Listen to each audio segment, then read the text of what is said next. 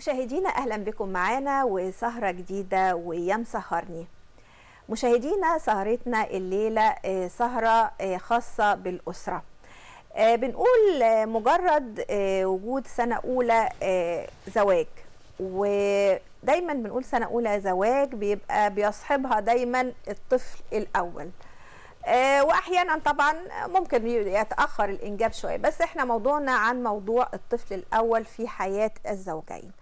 هل الطفل الاول بيقوي العلاقه بين الزوجين وبيبقى نقول رباط قوي بيربط بينهم، ولا احيانا وهناك نماذج كثيره جدا الطفل الاول بيبتدي يسبب المشاكل بين الزوجين نتيجة اهتمام الأم الزائد بطفلها، وده شيء طبيعي والغريزة بتقول كده، لكن هل ده بيجي على حساب الزوج فبالتالي الزوج يمل من الحياة الزوجية والإهمال ونتيجة وجود الطفل والاهتمام به فيؤدي إلى مشاكل زوجية وممكن توصل للخيانة، ممكن توصل للطلاق لا قدر الله؟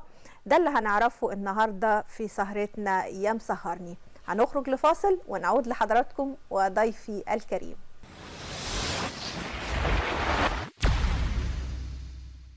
مشاهدينا ورجعنا لحضراتكم، وبيسعدني أن يكون معي دكتور محمود علام، كاتب واستشاري إرشاد نفسي وأسري. أهلا دكتور محمود. أهلا وسهلا بك يا أستاذ. الطفل الأول، وزي يمكن ما قلت في المقدمة، وجود الطفل الأول أحيانا بيبقى رباط قوي بين الزوج والزوجة، وخصوصا لما هما الاثنين بيبقوا نفسهم يعني نقول بقى ايه ينجبوا على طول، يخلفوا، يبقى هي عندها طفل منه وهو عنده طفل منها. واحيانا زي ما انا قلت الام، ودي طبعا غريزة، اهتمامها بالطفل الاول بيأخذ جزء من حقوق الزوج، وخاصة في بدايات الجواز. يعني هو ما لحقش يفرح سنة وبيخرجوا بيروحوا وبييجوا ويتفسحوا، وفجأة لقى ظروف تانية خالص بوضع تاني خالص. نتكلم عن الطفل الأول. هل بيبقى ولا ده بيتوقف على الزوجين الأول؟ يعني هو بيسبب له مشكلة ولا بيتوقف على الزوجين؟ هو الموضوع في منتهى الاهميه، لدرجه كمان ان انا مش عارف ابدا لك منين. يعني الموضوع ما يكون مهم جدا، موضوع حياتي جدا، الواحد بيبقى عارفه يعني مش عارف يبدا منين ولا منين ولا منين. بس هنبداها واحده واحده. اول حاجه المفروض ده الف ب كده ان اي ثمره الزواج الطفوله، الاطفال. وبالتالي ما دام انا اثمرت حاجه معينه، انا كده عملت وتد في الارض. ان انا عملت ايه؟ ثبت بالمعنى العامي اقدامي او ثبت نفسي. زي كده امثال قديمه بيقول لك اغلبيه بالعيال اغلبك بالمال. طبعا امثال زمان دي كلها في محتاجه تنقيح، محتاجه ان انا في امثال ودتنا في داهيه. في كل واحد للاسف ادى مثل او ادى حكمه حسب تجربته او حسب قناعته، وفي الاخر دلوقتي في تنقيح ليها. اصبح العلم هو لازم اتعامل بيه. طيب الطفل الاول ده هو فاكهه اي حاجه في الدنيا حقيقي. وبالتالي انا بحط فيه كل خبرتي، من مثاليه، من عدم خبرة، من عدم دراية، من ان انا برضو عايزة بشكل ما. ده حتى كمان انا ممكن اتدخل كمان مع الدكتور، انا عايزة عينه معينة وشكله كذا وشعره كذا، حاجات كده عوامل وراثية برضو بتدخل فيها. طيب دي حاجات كده افتراضات انا او اجتهادات بتكلم فيها في الخطوبة وبتمناها. طيب دلوقتي وفي ناس بيكونوا حاسمين موقفهم تماما. انا دلوقتي اما اتجوز انا محتاج ان انا اعرفك سنه او اتنين وفي الاخر نفكر. صحيح. طيب بس للاسف اللي حوالين منهم ما بيسمعوش بده، وبيحصل برضو مشاكل. الاهل. طيب هنتكلم في الوضع اللي بنسبه 90% في مصر او في الوطن العربي بمعنى اصح، اللي هو نظام ايه؟ نظام ان انا اتجوزت خلفت بعد شهرين ثلاثه، خلاص حصل حمل يعني. طيب حصل الحمل، انا مش مدربه، ما عنديش خبره كافيه. زي معظم الاسر المصريه ما عندهاش حاجه اسمها بعد نفسي، ان انا ما بكلمش البنت او اكلم الولد انت ايه مسؤوليتك. انا كل حكايه ابني كبر عايز اجوزه، بنت كبرت ما ينفعش تعدي سن معين لازم اجوزها. صحيح. طب ولما اتجوزت عملتي ايه؟ كل الحكايه لازم بقى نفرح بيكي بقى. طب هي اصلا مش عارفه تعمل ايه، هي حتى اتاخدت من الدار للنار، وخصوصا لما بتبقى صغيره في السن، طفله هتربي طفل. ما احنا ما عندناش اصلا نظام اللي هي تعدي توصل لسن معين. لا ده هو لازم كده، لازم تتجوز زي بنت عمها او قبلها كمان بسن معين، وتتجوز وتخلف بسرعه عشان تفرح بولادك. طب ايه المسؤوليه؟ ما انت برضو عملتي طفله بتربي طفله. طب وبعدين؟ وبعدها كمان اصبح المسؤوليه كبرت. والرجاله الرجاله مشكلتهم غير الستات. الستات عندهم العاطفه غريزه. احنا بالتعود، انا بتكلم اهو، احنا بالتعود. غيركم تماما. احنا ممكن نزهق نمل نسيب المكان مثلا ننام في اوضه ثانيه. انت ما ينفعش تفضلي رايحه جايه من هنا وهنا وهنا وهنا، وده هو بدا المشكله. دلوقتي البنت اتجوزت وحصل حمل، ربنا كرمها وخلفت.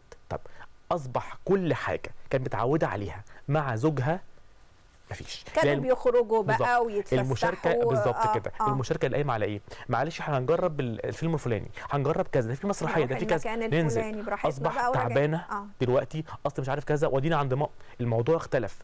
الراجل لو مش متعود على ده وعارف ان هيحصل الامور دي والخبره دي انه يصبر عليها وفي الاخر يشاركها، هيحصل هنا جاب بعد. ايوه، هو ده بقى المشكله. وده اللي بيعمل بعد كده اسمها اكتئاب حمل ما بعد الولاده. صحيح. والاكتئاب ده صعب جدا. ليه؟ اول حاجه هي شايفه الجسم نفسه اختلف. معلش برضو هي الاكل نفسه عباره عن رضاعه.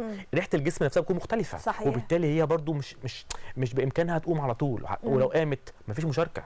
وبالتالي هي حصل لها اكتئاب ما بعد الحمل. لدرجه كمان الاكتئاب ما بعد الحمل ده اتكلمت في مره حلقه من الحلقات ان هو ممكن بعض الاوقات بعض الامهات يوصل بيها الحال لاكل جنينها او قتل نفسها. ده او في حاجات سمعنا عن حاجات غريبه جدا لانها هي مش عارفه حصل ايه اللي اختلف بيها ده. وبالتالي مش لاقيه برضو حد يدعمها. مفيش دعم خالص. مفيش دعم تماما.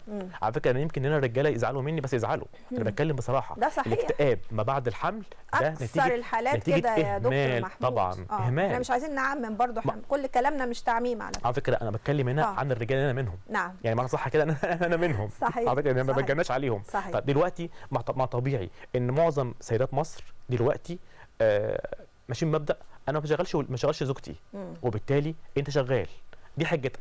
فبتاخد نفسك تسحب نفسك كده لاوضه بره او الانتريه بتنام، وسايب الام او الزوجه تاكل لو في سخونيه لا قدر الله سخونيه بتاع هي اللي في تغيرات. طبعا اصبح المشاركه اللي كان بصي بقى المشاركه اللي كانت شغاله معاه باستمرار، وليكن واقف معاه في المطبخ، واقف معاه في مش عارف توضيب ايه، عمايل ايه، مفيش. هي اصبحت مغروزه في كل ده، وفي الاخر تتهم انها بدت ابنها او رضعها عليه. طب ما انت برضو في حاجه منقوصه منك.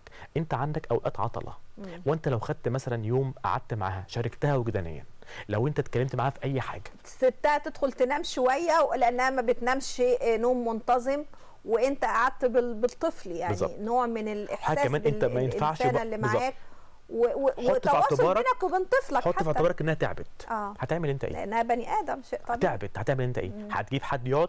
طب من البدايه خالص بقى هات جليسه معاها، ماشي، وانت استمتع بزوجتك. وبالتالي حاجه كمان انت نفسك في العلاقه الحميميه اللي طبعا بتكون اصلا في اكتئاب، وبالتالي ما فيش علاقه حميميه. بالزبط. وبالتالي الزوج ما بيترجمهاش ان في عارض او في حاجه كده معينه هتنتهي. لا، ده في نفور، ده ما بقتش معايا زي الاول. لا في حاجه جت معرتك. يبدا يقول طب احنا كنا اجلنا شويه، طب انت ايه اللي خلاك متسرع؟ ايه اللي خلاك سربعتني في الخلفه؟ طب هل الراجل بيغير من الطفل ده؟ طبعا بيغير جدا طبعا. طيب احنا شفنا في السينما على فكره وبرضه عشان بقى هاخد كلمتك بعض الرجال. احنا مش بعض الرجال يعني احنا شفنا في السينما يعني واجهت حاجات زي دي. يعني مثلا هتذكر مع حضرتك فيلم الحفيد، لو اقول لك بالظبط كده. هو قال لها انا يعني انا ببني مستقبلي وانا مش عايز طفل وكده. زوج في اجازه كان الفنان صلاح ذو الفقار والفنانه ليلى طار، نتيجه اهتمامها بابنها هو سافر وكذب عليها وراح اسكندريه وتعرف على واحده.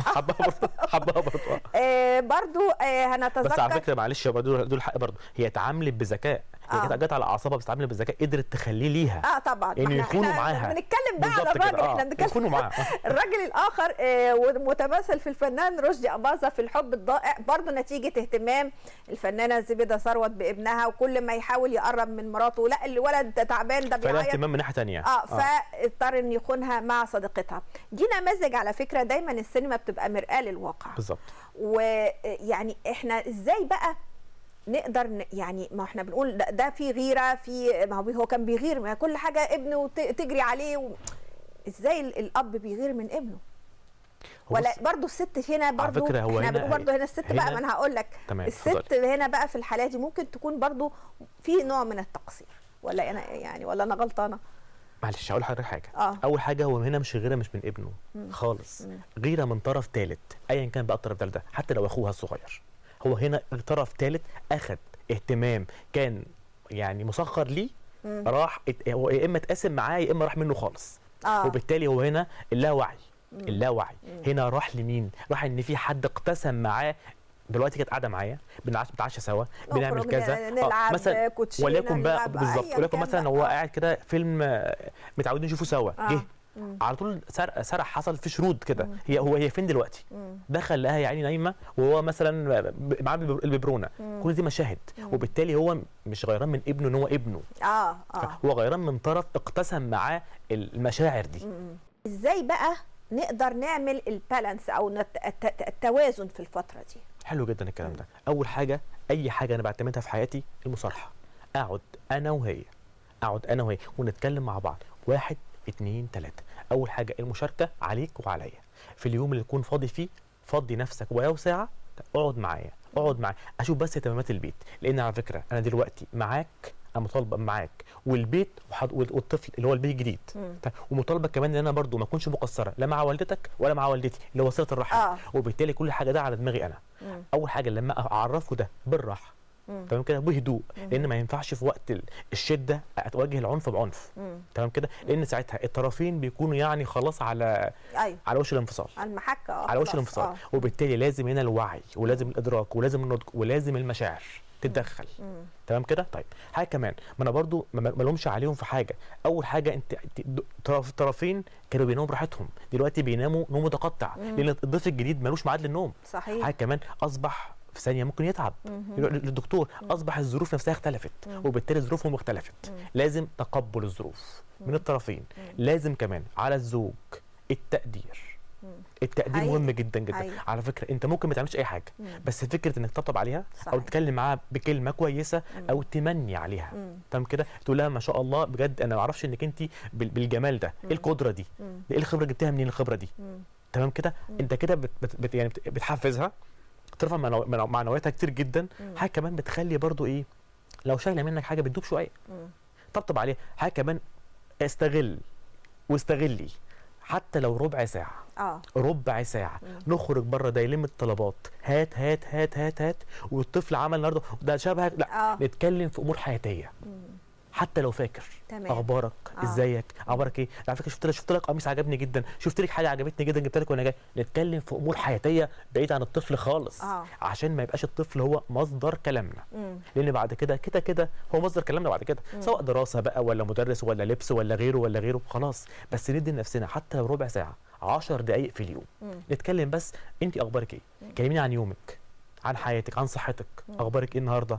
حتى كمان ابين لها ان انا واخد بالي، حتى لو خست شويه، لو جابت حاجه جديده، لو حتى كذا. التشجيع يعني بالظبط كده، التشجيع ورفع الروح المعنويه. وانت نفس الكلام برضو بيني له ان ادق التفاصيل. انت لا ما شاء الله النهارده لبسك حلو جدا، البرفان كان صحاني من النوم، ده انت كذا.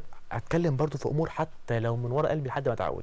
لان في حكمه بتقول الشيء عندما يهمل ان لم نفعل لديه اي شيء اهمل للابد. يعني حضرتك لو انا مثلا انت مصدر اهتمامي، لو انا اهملتك لفتره واستمريت، لو ما اجدش جديد اصبحت انت بالنسبه لي مصدر اهمال. صحيح، خلاص. صحيح. وبالتالي لازم احط في الاعتبار الاهمال ده ليه درجه وليه سقف، ما ينفعش ان انا اعليه.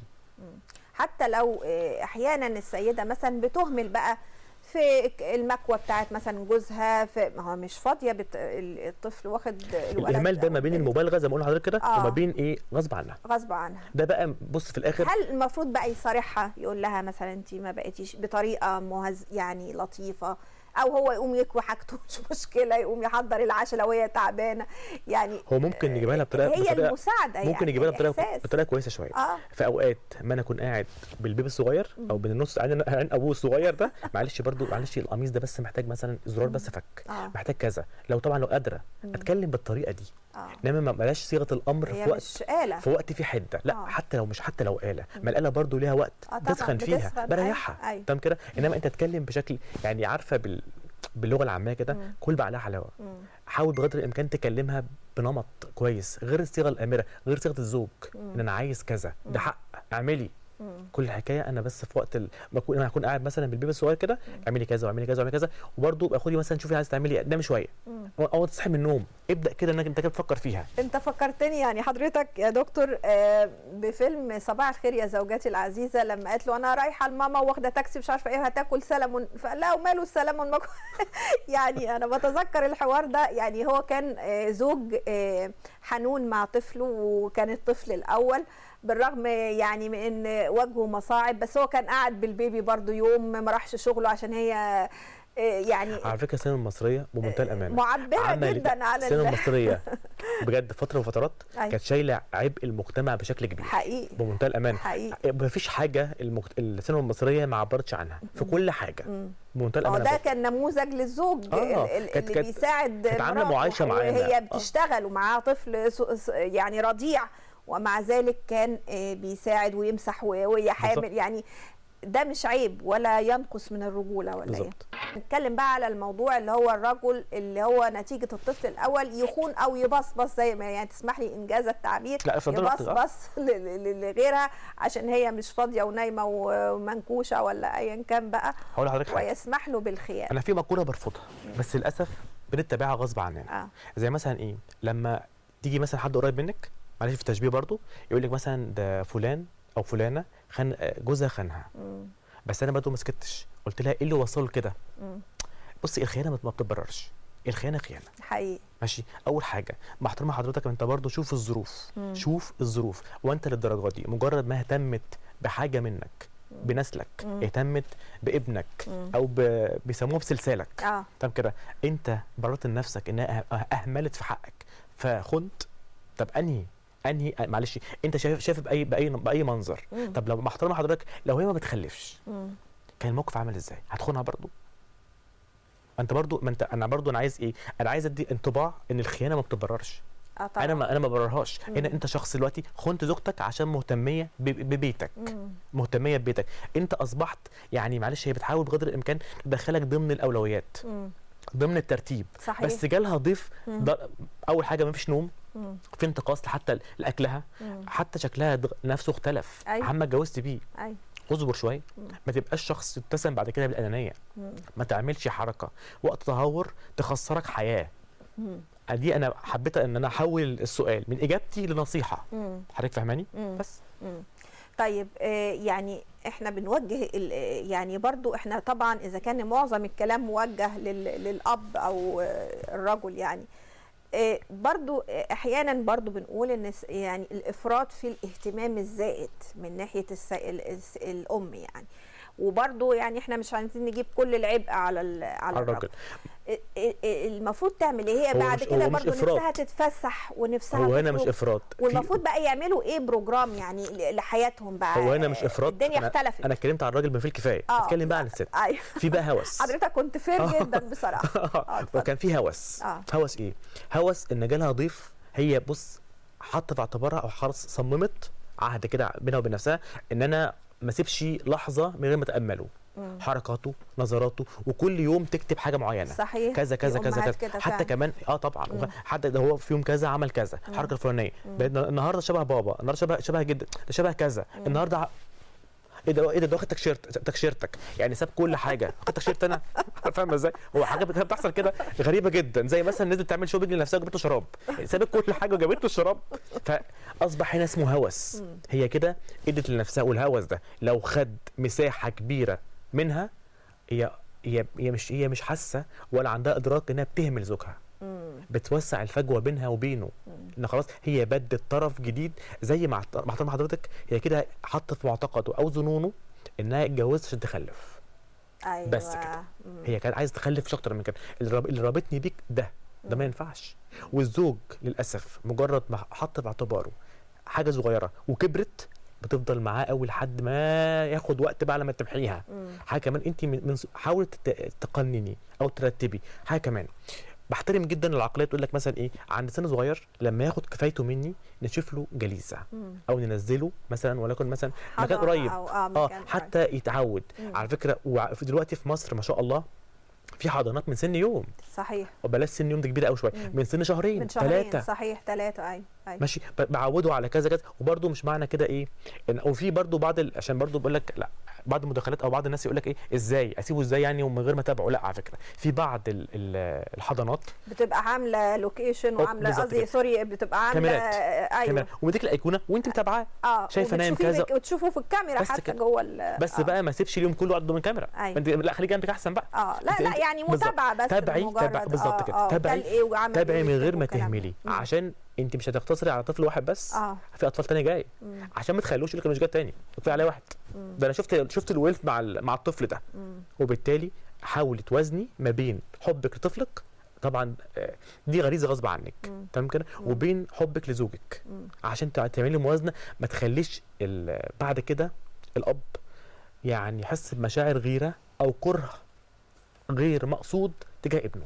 صحيح. دكتور محمود علام، الكاتب واستشاري ارشاد نفسي واسري، بشكر حضرتك على يعني النصائح اللي حضرتك اديتها لنا، وحضرتك كنت في منتهى الحياديه، سواء يعني لا ضد المرأة ولا ضد الرجل، بس كنت أكثر حيادية يعني تجاه الحمد لله. الحقيقي بشكر حضرتك وشرفتني في أمس سهر. شكرا جدا لك. بشكر حضرتك. مشاهدينا، وعلى وعد بلقاء جديد وسهرة جديدة ويا مسهرني، بشكركم وإلى اللقاء.